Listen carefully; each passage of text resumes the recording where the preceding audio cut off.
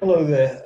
Well, I feel a bit of an imposter because I dropped out of Clare after 8 weeks, and I decided to drop out. I was reading English because I just couldn't see the relevance of what I was studying for things like Sir Gawain and the Green Knight to the events happening at that time, particularly the Vietnam War. So I was interested in activism and making a difference politically. And I went to Dr. Northam. I think he was the senior tutor, and said, I'm leaving. And he said, well, take a sabbatical. I said, no, I'm never coming back, never. I didn't ever come back to the university, but my wife and I did buy a couple of houses in Cambridge, which we rented out to students. So I've been back a few times since. And I was hoping when I dropped out to follow a career in experimental theatre. That was where I hoped to make a career, but it just didn't work out. I found a couple of groups, but things didn't gel. So I then got into surviving because my dad had cut me off and I wasn't used to having no income. And I did many different types of work. I cleaned houses. I founded a little painting and decorating business in London. And later, having spent a bit of time in America, about 4 years, I started to be a primary teacher and found out that was definitely not my métier at all, total chaos in the classroom. So I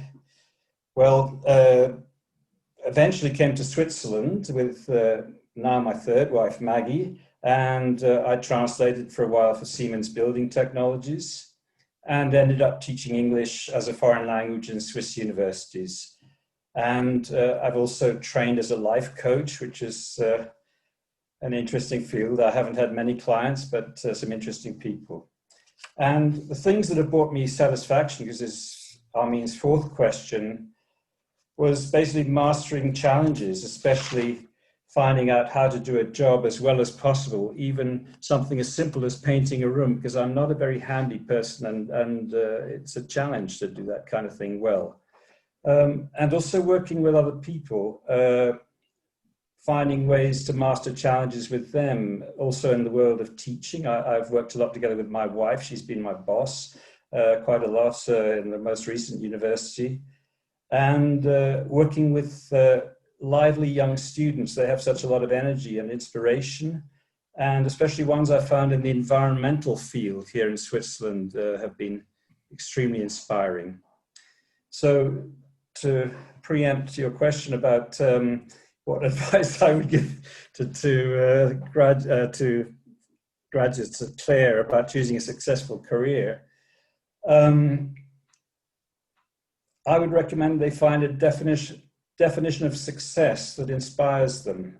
And one I like is from the American basketball coach, John Wooden, who says, success is peace of mind, which is a direct result of self-satisfaction in knowing you made the effort to become the best of which you are capable. So that would be my advice. That's terrific. I mean, I just think that theme has been mentioned before. You really need to think quite carefully when you start out about what success might mean to you. And is it something that comes from your parents, comes from your environment, comes from somewhere else? You know, how do you begin to define that success ingredient?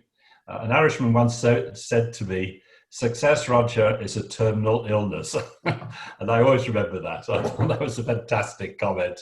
And he may be right, actually. The most successful people, certainly financially, eventually find their lives quite difficult to sustain. But I'm sure he wasn't entirely correct. But thank you very much, Nick.